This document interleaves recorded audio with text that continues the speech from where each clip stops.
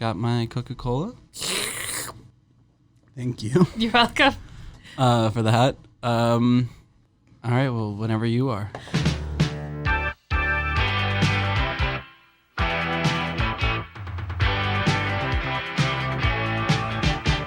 Don't let's start. This is the worst part.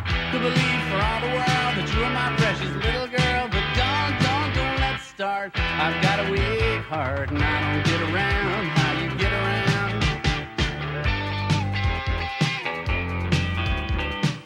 Hi, I'm Becca, pronouns she, her, hers. And I'm Josie, pronouns they, them, theirs. And we're your judges. And this is by the cover. Oh, God. I was going to try to do it with you at the same time, like spooky twin thing. Like, ooh, Halloween time. Ooh, Halloween time. All with spooky twin. What's the spookiest twin experience you have, Becca? I don't think I've ever actually had a spooky twin, like for myself, a spooky twin experience. I've never understood actually why twins are scary. With twins. No, I've never had a scary experience with twins. Twins don't scare me. I don't know why they're so scary to people. I don't know why everyone's like, ooh, they're going to link arms and look exactly the same. That's so scary. It's terrifying, absolutely. Now I know that there are some weird things with like people think that like twins can like experience each other's like emotions or pain or something. I know that's like mostly pseudoscientifical. Scientifical. Big words. Please mock me a little bit more for what I just said for pseudoscientifical. No, I'm good actually. I'm gonna let the audience make their own choices on that one. No, I guess, but I also don't know what's scary about that. I guess mostly I'm kind of in awe. I guess in awe maybe isn't the right word. Mainly I think that's impressive or interesting, not so much scary. Yeah, that's true. Yeah, this definitely isn't a spooky thing, but I do know. I was reading this article about conjoined twins. These two girls who were conjoined, and they were conjoined at the head. And they could actually see through each other's eyes. Interesting. With some dependability. Now, whether or not they could actually see, I guess I don't know, or if there was something else going on. But the belief was essentially that they shared a certain amount of like thought. Yeah. Neuron pattern, I guess. Actually, because of the spooky cat thing that I've been doing lately with all of my drawing and drawing Cerberus, a cat with 3 heads. Yes. Subtitle. I did actually learn because when I said I want to make a spooky cat series and I'd made a cute little cat sleeping with a black cat sleeping with a pumpkin and like you made a zombie cat. Made a zombie cat and like a ghosty cat and a skeleton cat, and Josie was like, I really want a multi-headed cat, because there was a really cute photo of our cats being like sitting next to each other where they look like they could have the same head. And so there's actually a term for 2-headed cats. They're called Janus cats. And apparently there's a lot of similar experience there, and that like the heads are autonomous, but they experience a lot of the same things. Anyway, that's what I know about cats. This has been Cat Facts with Becca. Cat Facts. A mini segment. Well, let's move on to a segment. Yeah. Segment. A segmented segment. We take a look at Amazon book reviews and we enjoy them. Yeah. That's the podcast. They tickle us. That's the conceit. Let's go. Great. We're done. That's the whole podcast. Sorry. Okay, so today I have brought for you, mainly because of how intrigued I was by the cover. Like, there's something about this cover art that I find deeply satisfying to look at. You were intrigued by the cover? Yes, I was. By the cover was intriguing? Yeah, it was. You should. It's good. It's a good thing by the cover. Something you should listen to. I mean, I don't know. So it's called The Bromance Book Club. It's by Lissa K. Adams. It's book 1 of 4 of the Bromance Book Club, so you know that there's more than one. This came out in November 5th of 2019. I don't know what it was about this cover really, beyond like the colors are really nice. There's like a man jeans situation with like a book stuck in the pocket, and like you know that it's like man jeans because like a whole romance novella can just kind of like slide into that back pocket. Yeah, and he's got a thick little book in there. And he's doing great. So first rule of the book club. You can guess this. First rule of the book club, Josie. Don't talk about it? Yeah, you don't talk about book club. Okay. I that feels so derivative. Just like it's so derivative. Like when the joke gets so old, and then it cycles back to the point like beyond like self-aware of how derivative it is, and all the way back to like why is it a reference? So is it because they're all gay? Is that why? So I really thought that it was going to be that. It's not. Nashville Legends second baseman, the real baseball team, the Nashville Legends. Oh, they're real. okay. The Nashville Legends, the Legends of Nashville. Mike is saying, are they a real base? He has no idea. I couldn't tell if they're his minor league, then I don't have a incredulity clue was about at- them. at And like Becker. I feel like I have some degree of knowledge in the minor league team circuit. But Mike is saying they might be a minor league they team. could be a minor league team. If they're a team, they're in the minors for sure. Considering though some of the other things that are suggested about this, I don't think so. Nashville Legends second baseman Gavin Scott's marriage is in major league trouble. He's recently discovered a humiliating secret. This is a wonder of a sentence right there. Nashville Legends, second baseman. He's gotten to second base. He's recently discovered a humiliating secret. His wife, Thea or Thea, I always have a trouble with that name. Thea. I have no clue how to say it. I think it depends on if it is like based off of Matea or Althea, I would guess. Okay, I'm going to lean towards Thea for the reading today. So if anyone wants to set me on fire for that, please don't. I'm making a choice. All the Mateas out there. His wife, Thea, has always faked the big O. Oh, God. When he loses his cool at the revelation, it's the final straw on their already God. strained relationship. Just don't do this. Don't do it. Don't fake orgasms. Don't do that. It's if Unless you're like clear about the fact that you're just kind of like, I would rather just be done right now. I don't know. I don't know how to deal with that. I'm not going to tell other people how to pilot their relationship. Just don't fake it. Just don't do it. Like if you are not at a point with someone sexually where you can This has become a sex podcast. This is what we do now. Listen, if that is something where it's just not happening for you, then just like end the situation. If that's when don't fake it. Don't do that. And like if you're with someone where it would be shitty for you to like not orgasm, then you shouldn't be with that person. Well, Thea asks for a divorce, and Gavin realizes he's let his pride and fear get the better of him. I just... Hey, we baseball players here in Nashville got the better of us. Oh, God. This is a Nashville, Tennessee accent. Yeah, that's how they sound. Welcome. Country music. Trying to save us from this terrible A Boston. honka tonga, bonka donk. I feel like this is what would happen if Cthulhu were a Bostonian in terms of like it curves around the horror and fear of the accent and just like straight mockery and terror. I like to think of the majority of my accents as being kind of the uncanny valley of that accent, where it's not just like full on like I'm making fun of it and clearly don't know like what it should sound like, and it's certainly not correct. It's right in that lovely point of I know what you're trying to do and it needs to end. Welcome to the Bromance Book Club. Distraught and desperate, Gavin finds help from an unlikely source, a secret romance book club made up of Nashville's top alpha men. I'm gonna live and die again and live again and die again and still never understood what the obsession in the romance like novel world is with like alpha men. I don't get it. I don't know why you would want one. Yeah, I mean, I guess it's all very much tied into a good portion of erotica where kind of human understandings of like the animal kingdom become very appealing to people. Almost it's very similar. I was reading this thing about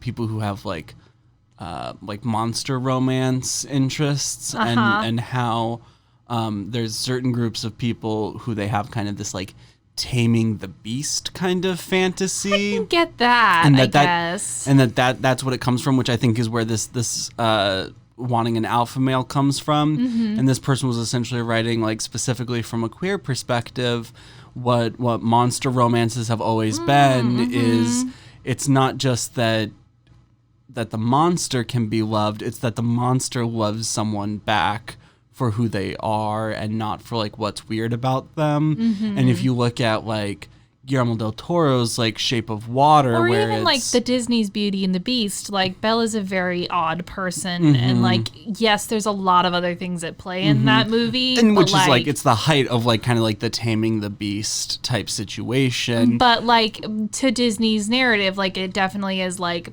Belle is seen as very strange until the beast can see her for who she really is, and she's not just beautiful and weird. Right. But that is what should be the core. And it is unfortunate that usually it's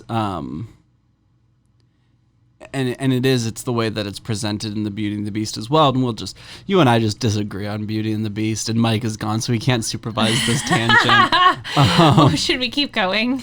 But just that, like that, and then there's another one about like a hedgehog where you and it's very similar. It's a very similar fairy tale to the Beauty and the Beast story, where this girl, because of something that her parents did, now has to live with and be married to this hedgehog man. And he's pretty terrible towards her, but as long as she loves him unconditionally, then like throws his hedgehog skin into the fire and reveals that he's actually a human. It's a very bizarre. Fairy tales are weird. Well, yeah, they of course are. Yep. And it is like it's this fine line that a lot of these style of stories go between loving the beast despite their unbridled animalistic nature and like versus the person being a beast inside a beast. Exactly. And like we have to fix him because he's a terrible man, and we hate terrible men. Right. And women can fix terrible men. And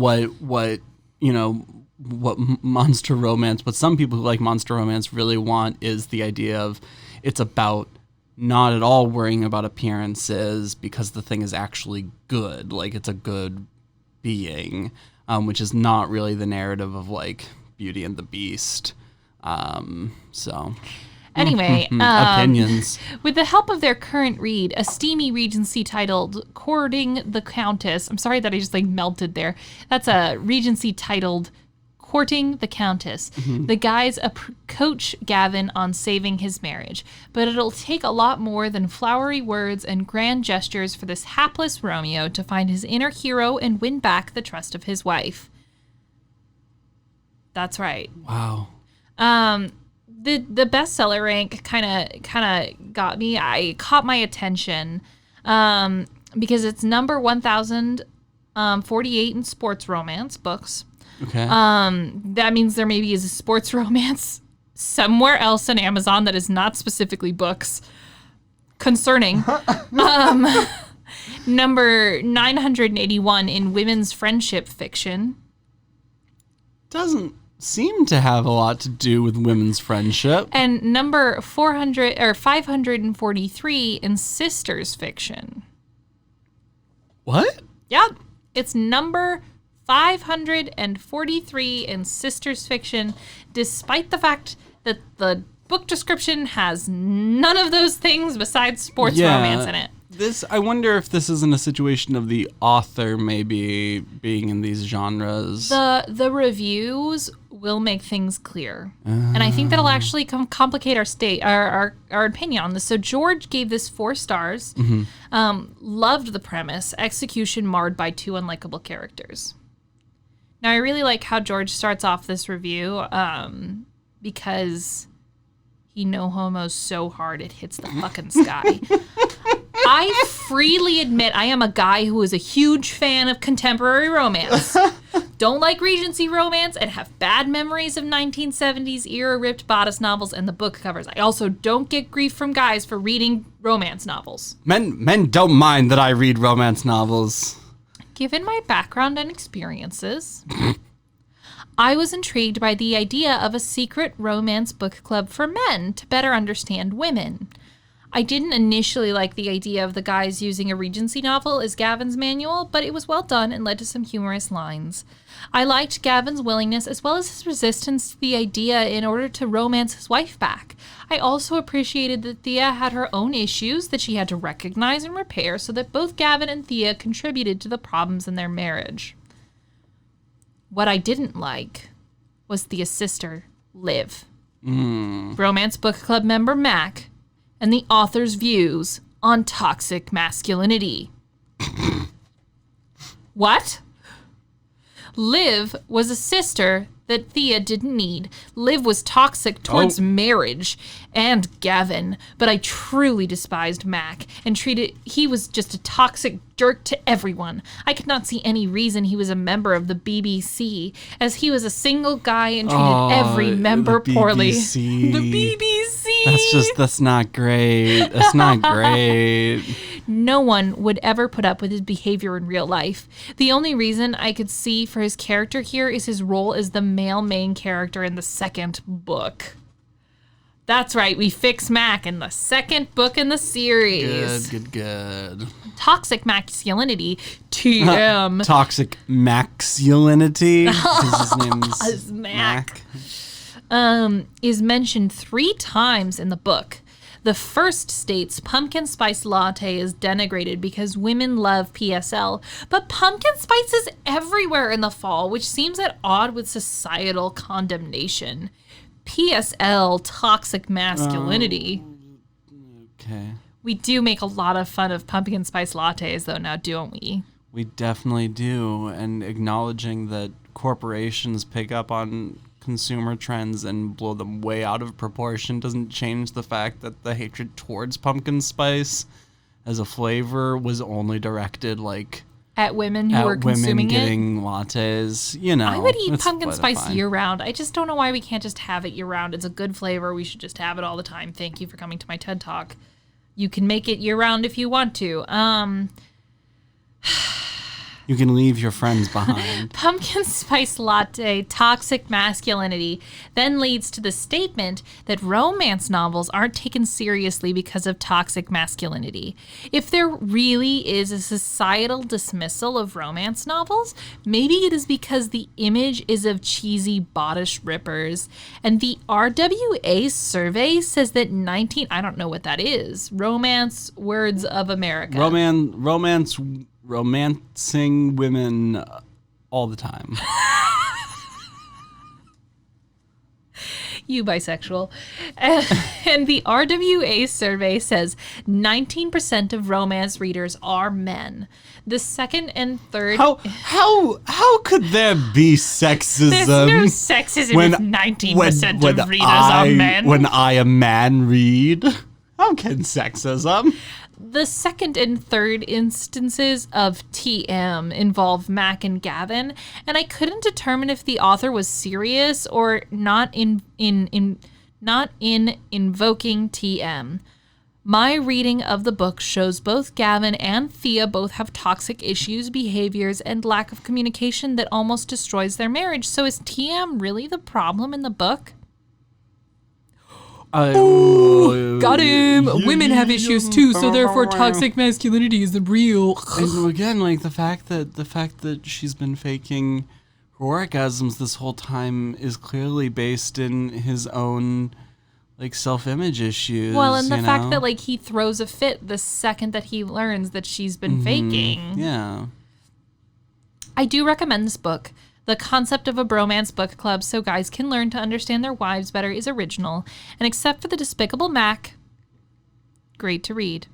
However, I don't know if I can stomach reading the next novel featuring both Mac and Liv. Despicable Mac. Despicable Mac. Sounds like a Dr. Seuss villain. I was gonna say is if the Minions had a rap artist who represented I was gonna say them. a shitty white man rapper. But he'd be a yellow rapper. Despicable Mac. Okay, Lily gave this 2 stars. limited vocabulary. Too bad most of the characters had such limited vocabulary. Otherwise, it would have been fun, but touching story. However, when fuck and fucking beeped out, I want to be clear, there are asterisks there. So I don't want to represent Lily. Who knows if it was actually fuck or fucking? When face and facting are used as nouns, verbs, and adjectives throughout the book, it gets annoying. Maybe the people... Well, what else should you... I'm sorry. It would be fine if they had said fuck Once. not as a noun, or okay? a verb or an adjective. How do you use fuck as an adjective? I want to know. Fucking is an adjective. Is it? Yeah, that fucking door. Their fucking is an adjective. Okay, thank you. So to make it not a noun, verb, or adjective, you'd have to make it like an adverb. So like he swaggered across the room fuckingly.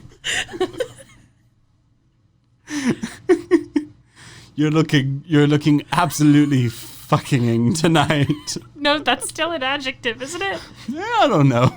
Could be, yeah, it's fine. I had an extra ing. Maybe the people in the author's life really do talk like that, therefore the language is realistic to her. I'm not used to it. The athletes that I know have more extensive vocabularies. Good for fucking you. Such a shame. Taking out at least 3/4 of those words would have made this book enjoyable for me. The synopsis sounded good, but there was no warning for the language. I guess if you're used to such language, you might enjoy the book. The premise is really very sweet. But if you're a prude like me, meaning if you think there are other words that could be used instead of the same ones over and over throughout the book, stick to actual Regency romances with hot love scenes. So I think it's wild that this woman is like, I would happily read someone bone down, but not if they say a single usage of the word fuck. Yeah, it's weird. It's weird. Anything else for us? Sorry. I forgot the name of this user. It really tickles me. This user gave this 4 stars. What's the name of the user? Banana Tricky. Banana Tricky? Yeah.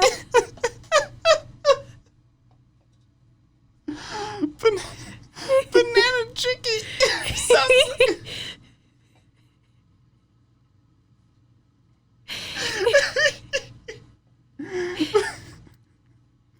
So this is another reviewer, because I'm actually more interested in reading the next review. It's very positive towards this book. It repeats the kind of party line that Gavin and Thea are both equally contributing to the issues in their romance. I think this is going to be very important to enlightening why I chose the final review. Okay.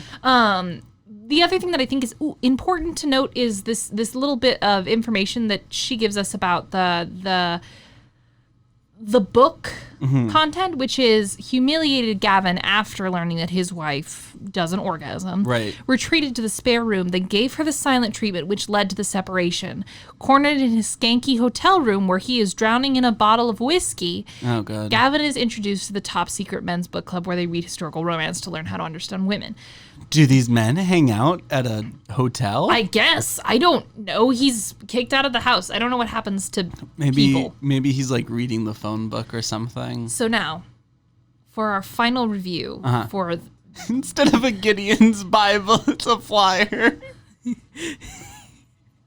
was a flyer. Okay, let's review. Okay, here. So this is the blue checkmark reviewer. You know this is an important person. Verified, yeah. 5171 Miles Book Plug Ashley. Book blog Ashley. Not book plug. That was bad of my mouth. 5171 Miles Book Blog. In bracket, not brackets. Parentheses. Ashley. Blue check mark. 1 star. Not a fan of this feminist manifesto. Which honestly is wild to me, because when I was reading the summary of this book, I was like, this sounds like something I'd be deeply uninterested in. Yeah, based on the fact that I am a very feminist.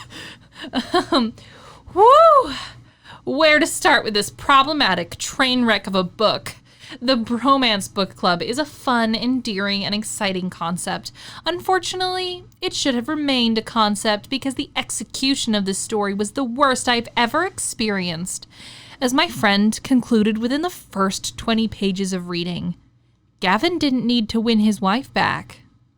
He needed a new wife.